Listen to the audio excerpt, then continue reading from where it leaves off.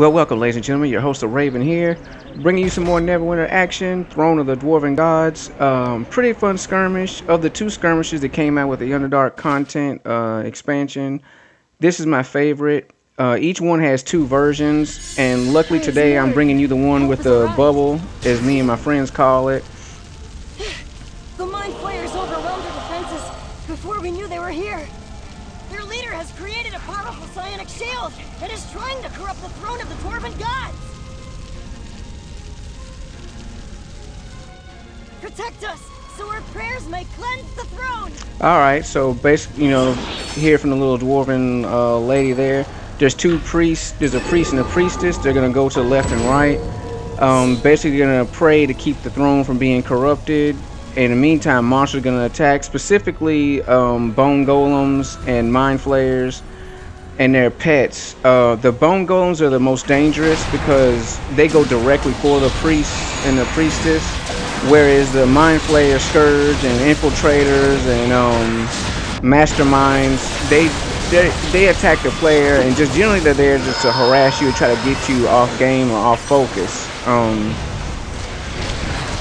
I use AoE spells a lot in this because you have to keep the little guys under control while you focus your efforts on the bone golems, because both of them are, you can't ignore one or the other, because if you do ignore the smaller guys they will attack the priests, but they're just not as big a threat as the bone golems are.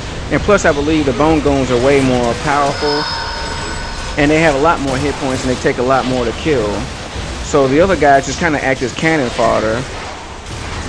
Out of all of them, this is my favorite version. Especially, I like the action. It seems to be paced right. The priests, they're on different sides of the room, but they're not so far apart as to become a chore. Like if your friends need help on the one guy, you can bounce up there real quick. Or if you're a long range character like myself, you could just turn around and aim some spells or some attacks in that direction. And speaking of teams, we have two control wizards, two trickster rogues, and a hunter ranger. Pretty good matchup. Our trickster rogues do DPS, take the golems out. The control wizards, we have the group capabilities along with the hunter ranger, so pretty well balanced. All of us are doing good DPS and makes for an interesting match. Now this is also usually this skirmish. Not a lot of people tend to fail it because it's a lot simpler in nature than the other version. The other version, you have to have the mind flayer hulks. They do a charge attack and you have to have them rush the gates on the four sides, but that's a whole nother. I mean, that one is really annoying because the scourge, the Thune hulks don't do what they're supposed to do, and it could just get really frustrating because it's not so much based on your performance as it is on luck. The second part of this has the same deal. You have the Thune hulks and you need to aim the charge towards the bubble, but we'll get to that. It can be annoying too. Anytime you have to rely on the enemy AI or something to accomplish a goal, it can get really hectic because it doesn't matter how good of a team you are if the AI doesn't act right or it glitches out or bugs out or something, you'll wind up getting a lower score. So anyway, this one, like the other one, there's 3 phases. You can get bronze, silver, or gold rank on all 3 phases, and that affects your final rank. And the higher your final rank, the better rewards you get from the treasure chest, and also they give you rewards in general, and then you can get extra rewards from a treasure chest by using a key. So, but the contents of the chest and the quality of the rewards you get do depend on your rank. So everybody tries to do a good job, and I like that. I like the ranking system because in the old skirmishes, everybody wants to get through it. I mean, you just beat the guys or whatever and make it through. But this one, because there is a ranking, it does count. Your performance does count. It seems like people try harder to do a better job, and it also puts in stark contrast people who don't really want to do a good job. Because in the other skirmishes that I noticed, you know, in the past, like, you know, you're kicking this, you're doing that, everybody's working, and you know, it's just was one guy in the back who's like, he might throw out a spell here or a spell there. He's kind of like along for the ride, so to speak. And here, and you know, it didn't matter then because you get the same reward whether you do good or bad. But with this one, since your performance does affect a lot of it, it helps people to actually want to participate. I think it's a good move by the developers. I don't have very many complaints about the new Underdark expansion. I think it's the best one they've done so far. I started playing a little bit after they came out with Valendra when she first attacked or whatever. So I haven't played every single version of Neverwinter. You know, I haven't. You know, there's some people who've been playing since it was a beta. That's not me. You know, unfortunately. But since I've been playing, the Underdark has been the best expansion so far. My only complaints is, well, I'll save that till after this explanation. We're breaking down the gate!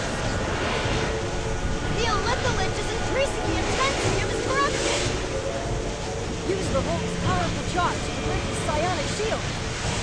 Okay, the only complaints I have for this expansion, while I change my powers real quick, is the fact that they didn't come out with a dungeon. The last three, I believe, both Elemental Evil, Tyranny of Dragons, and the Underdark campaign, like none of them come with dungeons that go along with the skirmish. And this one also did. It came out with a town. It has its own town, Mantol Dareth, but it doesn't have its own like world or zone, adventure zone that accompanies it. And I didn't really miss that much, but I have heard complaints about that. But for me, I mean, I think it's straightforward and to the point. I mean, you battle demons, and see, when you're targeted, you try to aim it towards the shield, and sometimes the Hulks will make the charge, sometimes they won't. But you just want to make sure that if they're targeting you, that you aim it towards the bubble or whatever. But anyway, like I say, some people like adventure zones. I don't. I think this is more straight to the point. The boon ladder is way easier to climb, and it makes it more accessible to new players. I think this has a lot to do with with the arrival of the Xbox players. They put Neverwinter on Xbox One a couple months ago, and they've been making a lot of changes. They've been really overhauling the game, and it is because of the console players. You know, they started off with less, and they've been playing less time, so they had the game for less time. So, you know, a lot of the content was inaccessible to them. So they quit coming out with these grind-heavy campaigns where you need 10 million, items in order to get the next boon or whatever. And people, PC players have been complaining about this for a minute, and I'm sorry to say that it's only because of the console players that developers or the big wigs. I mean, I'm not trying to blame the devs. I mean, they have bosses too, but it's only because of the console players and the prospect of new money coming in that they've actually made changes that make the game better. And it's like if they'd have done this from the beginning, if they'd come out with content like this from the beginning, they wouldn't be in the crisis of, oh my gosh, we're losing players, we're losing this, we're losing that. They wouldn't be in that situation in the first place if they had just make the campaigns fun, make it to where people want to play, where people want to join in, not where people say, well, hey, what do you think about the new stuff? Oh, it's a grind fest. You have to grind for this. You have to grind for that. You want to be able to tell your friends, hey, this is awesome. Come check it out. The monsters are cool. The fights are cool. It's not grind fest. It's it's easy to because some people haven't played for a while, so their characters are behind, and you want them to be able to get back into the game. The goal is to get people to play it so the people can make money. But before the console players were introduced, it was every campaign, was just a super grind. Like they were more concerned about people getting the rewards fast than they were about actually the players having fun. So anyway, phase 3 it's just a simple boss fight. Kick the boss's ass. He will have interference from other smaller creatures, the dwarves, the dwarger dwarves, the gray dwarves, and a Thun Hulk will come out, but basically just use single targeting powers to kick the guy's ass, and if the Hulk gets annoying, throw some shots his way to kick his butt. When we played Silver in the last match, which is usually run of the mill. There's been a bunch of times where we've gotten gold all the way through, but it is more rare because you have to get the Thune Hulks to act right. If they cancel their charge, or they decide to do other moves instead of doing the charge move, I mean, there's nothing you can do about it. So a lot of the second round always it tends to fall to the performance of the AI,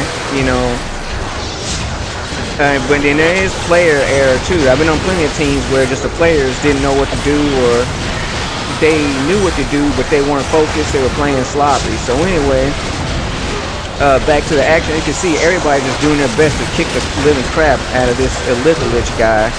And as a boss, I would say he's really weak.